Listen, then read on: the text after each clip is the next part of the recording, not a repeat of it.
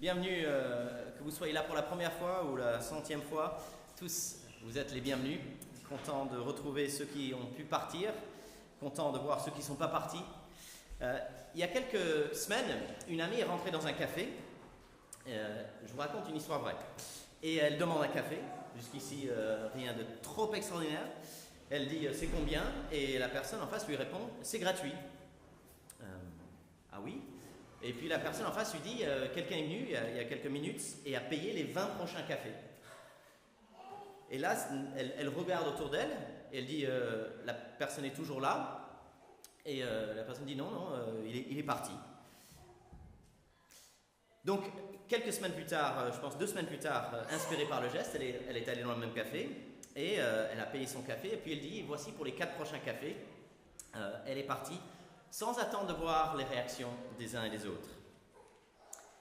Quel est l'impact des actes des autres sur mon cœur? Qu'est-ce qui change réellement une situation, une motivation, une réalité de cœur? À l'Église Éternelle, nous avons le projet, le désir, le rêve d'être une Église façonnée par l'Évangile.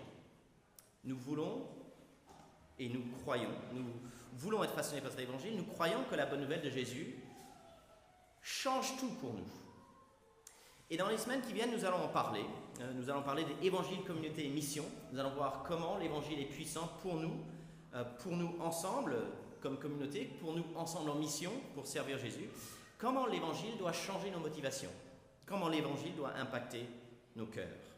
Comment l'Évangile mène à la communauté, la fraternité, on peut dire. Comment l'Évangile nous permet de nous mettre en marche dans la mission. Nous croyons que Jésus-Christ est Seigneur. C'est une confession simple, il y a 4 mots. Jésus-Christ est Seigneur. Cette confession simple change tout.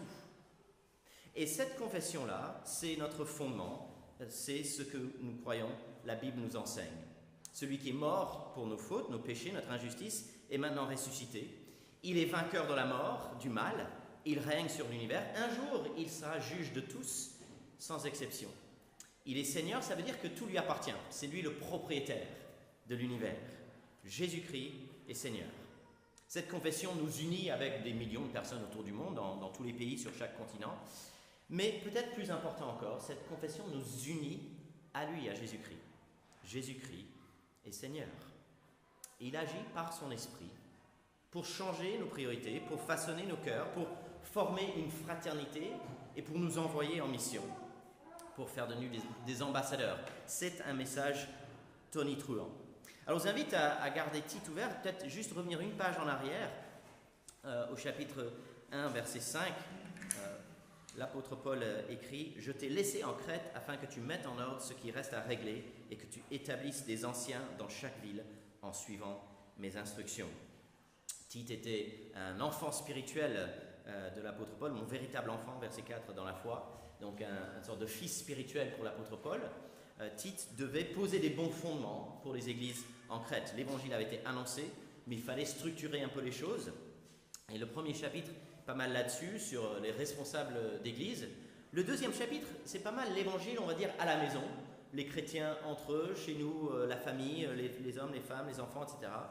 Et le chapitre 3, c'est pas mal les chrétiens dans le monde, les chrétiens dans leur rapport avec la société, ceux qui nous entourent. Et donc, quand on arrive au chapitre 3, alors je vais plutôt commencer au verset 3, pour 3 à 11, mais on voit tout simplement, envers des rebelles égarés, Dieu exerce sa bonté inouïe en les sauvant par l'Esprit de Christ, afin qu'ils pratiquent des bonnes œuvres.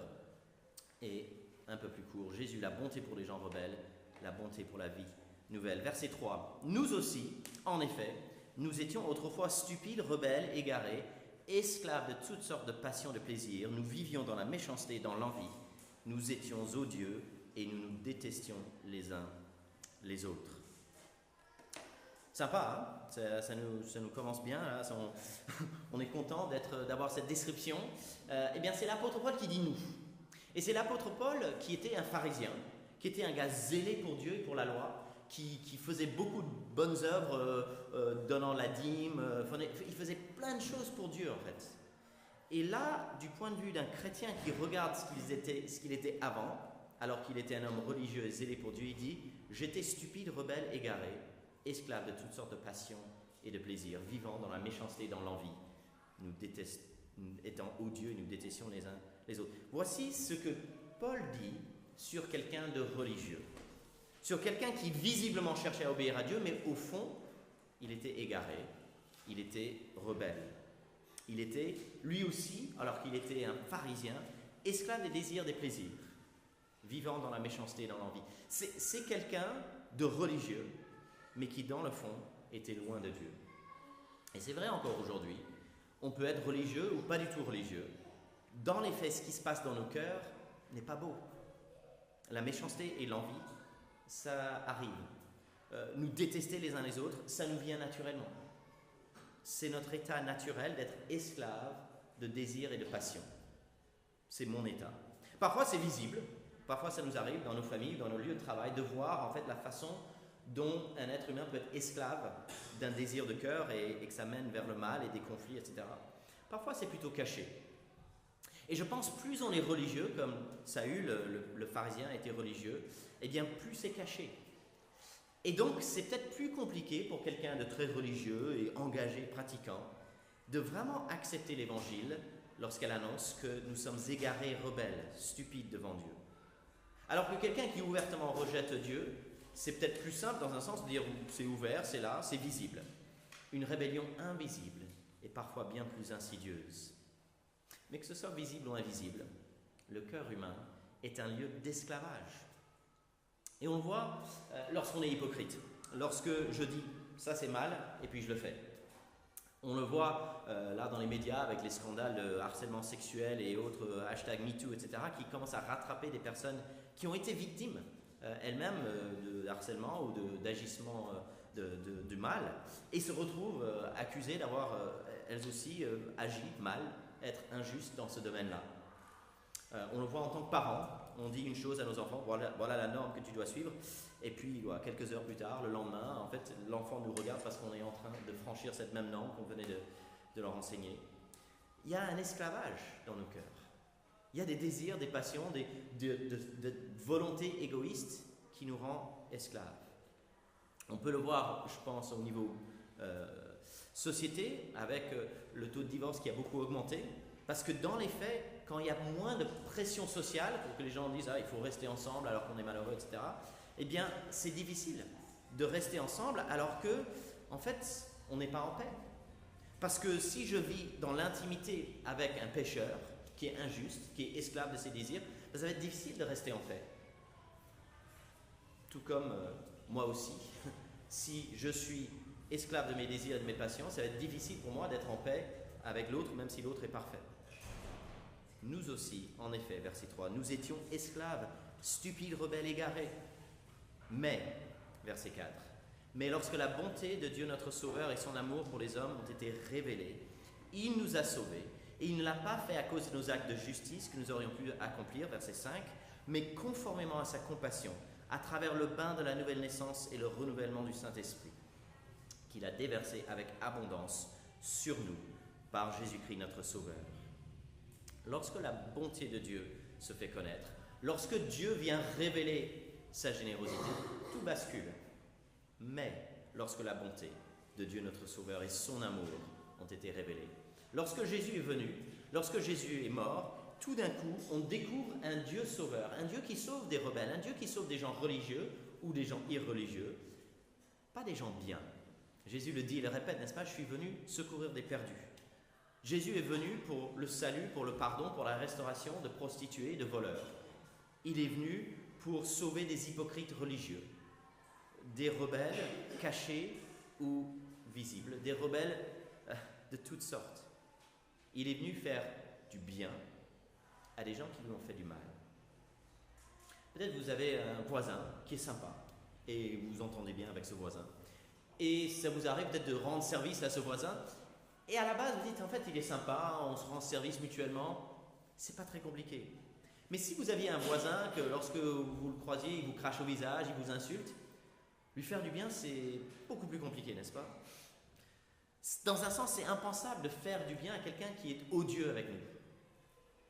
Et voici la bonté de Jésus. Aller vers un Saül, persécuteur de son Église. aller vers plein de gens qui sont même zélés pour combattre l'Évangile. Voici la bonté de Jésus pour les gens rebelles. Venir me chercher, venir vous chercher dans nos travers, dans notre esclavage à nos passions. Et pas parce qu'on aurait fait des actes de justice, pas à cause des actes de justice que nous n'avons plus à accomplir, verset 5, mais simplement par compassion. Simplement parce qu'il est bon, il choisit d'être bon. Le fondement sur lequel nous posons notre espérance, c'est que Dieu est plein de bonté. C'est qu'il est plus généreux que nous ne méritions, c'est même infiniment plus généreux. Il est même infiniment plus généreux envers des gens égarés dans toutes sortes de circonstances. Cet égarement, ce n'est pas juste un égarement de rébellion, de rejet ouvert, c'est aussi parfois un égarement, comme l'apôtre Paul, religieux, ou un égarement respectable. J'ai lu cette semaine un peu l'histoire d'un certain Pierre Valdo. Alors apparemment, il faut plutôt l'appeler Vaudès, selon les historiens. 12e siècle, à Lyon. Il était marchand de tissus, il était très riche. Et il découvre Jésus-Christ et il vit une conversion radicale à Jésus-Christ. Et une des premières choses qu'il a faites, c'est qu'il a rassemblé ses biens. Il en a confié à sa femme pour être sûr qu'elle avait ce qu'il lui fallait, à ses enfants. Il a rendu de l'argent à des gens qui pensaient avoir lésé dans ses affaires, le business. Et il a aussi donné des sommes importantes aux pauvres. Il a commencé à annoncer l'évangile dans les rues, publiquement, et à encourager d'autres à faire la même chose. Dire, on n'a pas besoin d'être un prêtre officiel dans l'église pour parler de l'évangile. Et lui et ses disciples enseignaient une fidélité très forte à la Bible, une simplicité radicale de vie, une générosité envers les pauvres, et aussi l'annonce de l'évangile par des laïcs. Alors ça bousculait les gens à l'époque. Il est allé à Rome, il a été reçu par le pape à l'époque, qui l'a assez bien accueilli. Il a été interviewé par un panel de théologiens qui étaient moins convaincus. Il est rentré à Lyon et puis il y a un décret officiel comme quoi son enseignement n'était pas conforme, mais lui-même n'était pas condamné. Et c'était 1 ou 2 ans, ou peut-être un peu plus tard, que lui-même a été condamné. Il a eu à fuir dans le Piémont, les montagnes au nord de l'Italie, le sud de la France, là, et puis dans le Luberon. Mais des siècles plus tard, on trouvera encore la trace. Il a aussi ordonné une traduction de la Bible dans la langue du peuple. Donc c'était donc 1170, un des premiers à dire mais il faut que le peuple puisse lire la Bible, il faut que les gens qui ne lisent pas le latin puissent lire la Bible. Voilà, c'était quelqu'un, le Seigneur connaît son cœur, mais semble-t-il, c'est quelqu'un qui était dans le luxe et la vie aisée, et la bonté de Jésus a transformé sa vie, a bouleversé sa vie, tout comme l'apôtre Paul, tout comme peut-être Jésus a transformé votre vie. Jésus, c'est la bonté pour des gens rebelles, mais c'est aussi la bonté pour la vie nouvelle. Verset 5. Il nous a sauvés, il ne l'a pas fait à cause des actes de justice que nous avons pu accomplir, mais conformément à sa compassion, à travers le bain de la nouvelle naissance et le renouvellement du Saint-Esprit, qu'il a déversé avec abondance sur nous par Jésus-Christ, notre Sauveur. Ainsi, déclarés justes par sa grâce, nous sommes devenus ses héritiers, conformément à l'espérance de la vie éternelle. Jésus prend des rebelles, il en fait des héritiers. Des gens qui vont recevoir le monde, l'univers, tous les biens, alors qu'ils ne méritent pas. Voilà ce que fait Jésus. Et par son Saint-Esprit, ça devient réel dans la vie. Ça devient un nouveau départ, une nouvelle naissance. Paul, ici, définit le salut en termes de l'expérience par le Saint-Esprit, le renouvellement profond, un bain de la nouvelle naissance. Alors, c'est une image un peu de baptême, mais en fait, il est en train de parler de l'œuvre de l'Esprit pour que quelqu'un soit renouvelé. Une abondance de la bonté de Dieu en Jésus-Christ qui change un cœur. Par sa grâce, par pure générosité divine, Dieu agit pour bénir un peuple et pour les transformer. On lit juste en face de la page, chapitre 2, verset 11, il dit la même chose. En effet, la grâce de Dieu, source du salut pour tous les hommes, a été révélée. Elle nous enseigne à renoncer à un mode de vie impie et aux convoitises de ce monde et à vivre dans le temps présent, conformément à la sagesse, la justice et la piété, en attendant notre bienheureuse espérance, la manifestation de la gloire de notre Dieu, grand Dieu et Sauveur Jésus-Christ. Il s'est donné lui-même pour nous, afin de nous racheter de toute faute et de se faire un peuple qui lui appartienne, purifié et zélé pour des belles œuvres. Que ce soit au verset 11 et 12 ou au verset 14, il y a un lien très fort entre la transformation de la grâce de l'Évangile et une vie transformée, et une vie nouvelle, et des œuvres belles, tout comme on l'a au verset 8, afin que ceux qui ont cru en Dieu s'appliquent à pratiquer des belles œuvres. La bonté de Dieu nous enseigne à vivre autrement. La bonté de Dieu crée une nouveauté, une nouvelle vie, une nouvelle espérance, des héritiers de la nouveauté. Chers amis, en Jésus, il y a une bonté divine, éternellement et infiniment profonde.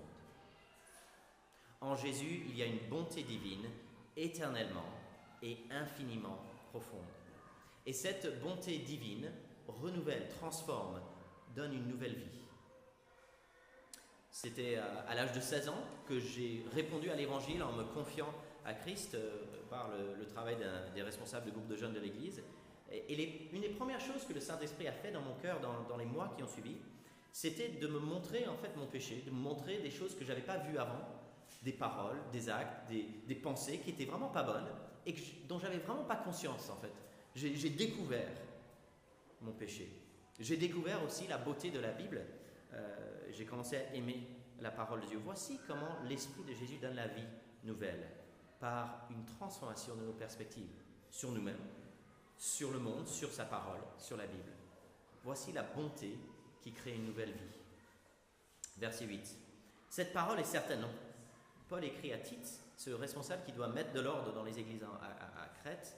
Cette parole est certaine et je veux que tu te montres affirmatif là-dessus, afin que ceux qui ont cru en Dieu s'appliquent à pratiquer des belles œuvres. Voilà ce qui est bon et utile aux hommes. Comment on fait pour que les gens qui croient en Dieu pratiquent des belles œuvres? On va leur taper dessus. Non, c'est pas ce que dit le texte. Insiste, montre-toi affirmatif là-dessus. Sur quoi? Verset 7. Ainsi déclaré juste par sa grâce, nous sommes devenus ses héritiers. Comment on fait pour que les gens agissent bien? On insiste sur la grâce. On se montre affirmatif sur ceci. Vous êtes, en Jésus-Christ, si vous confiez à lui, devenus des héritiers. Vous êtes récipients de la générosité de Dieu. Vous avez reçu une bonté gratuite que vous ne méritiez pas. Et si vous accueillez cela, eh bien, vous allez pratiquer les bonnes œuvres. Vous allez changer de perspective. Et Dieu va vous montrer des choses que vous n'avez pas vues. Dieu va vous découvrir peut-être des péchés que vous n'avez pas vus avant. Et vous allez découvrir aussi des belles œuvres que Dieu a préparées d'avance pour vous. Tite doit insister, doit se montrer affirmatif sur la bonté de Dieu envers des rebelles. Parce que c'est ça qui crée la vie nouvelle. Comment on fait pour encourager les belles œuvres? On insiste sur la grâce, on insiste sur le fait que la bonté de Dieu ne dépend jamais de nos bonnes œuvres. Les œuvres de Dieu sont le fruit de la grâce. Les œuvres que Dieu prépare pour nous, ce n'est pas le prix d'un pardon ou d'une réconciliation. Ce n'est pas comme ça que vous allez acheter la bonté de Dieu. Non, c'est toujours le fruit, ce qui en découle.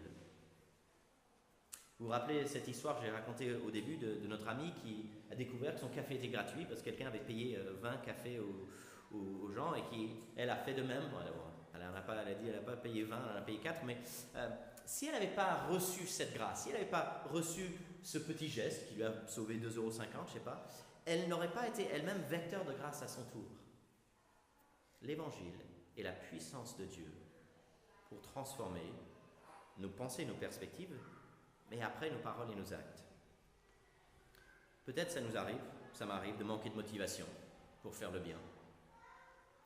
Mais ce n'est pas en me tapant dessus que cette motivation va naître. Ce qui change une personne, c'est de découvrir la grâce. Et la grâce, par l'Esprit de Jésus, par le bain de la nouvelle naissance, par un renouvellement intérieur, forme une motivation profonde. Parce qu'on sait que quelqu'un nous a fait du bien. C'est vrai pour le début de la vie chrétienne, c'est vrai pour la fin de la vie chrétienne. Votre dernier jour, en tant que chrétien, peut-être quand vous allez mourir, ou peut-être que le Seigneur va revenir, eh bien, ce dernier jour-là, peut-être dans 40, 50, 60 ans, ce sera un jour où la grâce de Dieu sera votre motivation et votre force pour faire le bien. Hier, j'ai eu la vie sauvée. Et je pense que demain, ça m'arrivera aussi. J'ai eu la vie sauvée hier par un feu rouge. Vous savez, s'il n'y a pas de feu rouge, il y aurait beaucoup de morts. Je veux dire, voilà, c'est juste une réalité. S'il n'y avait pas de feu rouge, bien chaque fois que je traverse la rue, je pourrais mourir. Le code de la route, vous savez que c'est une bénédiction énorme. Vous avez réalisé un peu les millions de vies qui sont sauvées par le fait qu'il y ait des règles pour régir notre comportement en voiture. Alors on peut suivre ce code par crainte du gendarme. On peut suivre par peur d'une amende. Et vu la réalité de nos cœurs et notre médiocrité et notre faiblesse, nous avons malheureusement souvent besoin de cette motivation-là. Voilà, il faut dire ce qui est. C'est peu admirable, mais mieux vaut faire le bien par peur du gendarme que faire le mal. Mais la vraie transformation se passe lorsque je découvre que c'est une bénédiction que d'avoir des feux rouges, que c'est un cadeau de Dieu que d'avoir des limitations de vitesse. Et d'avoir des millions de vies sauvées, eh bien c'est génial. Et ma vie dépend du fait que quand le feu est rouge et le petit bonhomme est vert, quand je viens à l'église, je traverse et je peux traverser sans qu'on m'écrase. Lorsque je vois la bonté de Dieu dans des choses comme le code de la route, eh bien à ce moment-là, suivre ce code devient un acte de joie et de reconnaissance, une conviction profonde qu'on a reçu un bon cadeau. Et même la bonté de Dieu nous est communiquée par le fait qu'il y ait des radars. Parce que ça protège, ça nous protège parfois nous-mêmes de faire le mal, ça protège des vies tous les jours. Et il y a plein de choses comme ça qui sont en fait des cadeaux, des grâces de Dieu.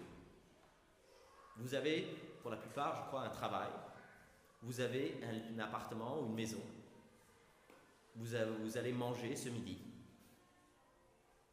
Ces bontés-là sont des petites expressions d'une bonté inouïe et infinie. La bonté de Dieu en Jésus-Christ. Et les convictions qui découlent de cela nous donnent des nouvelles passions, des nouveaux plaisirs. La bonté de Dieu crée la vie nouvelle. Jésus, c'est la bonté pour la vie nouvelle. Alors, qu'est-ce qu'on va faire avec ça? Qu'est-ce qu'on va faire avec ça? La première chose qu'on fait avec ça, c'est de se dire, jour après jour, semaine après semaine, nous voulons nourrir notre cœur avec l'Évangile. Jésus est Seigneur. Il a tout fait. On avait tout perdu, il a tout fait, on a tout reçu. Il règne sur tout et sur tous.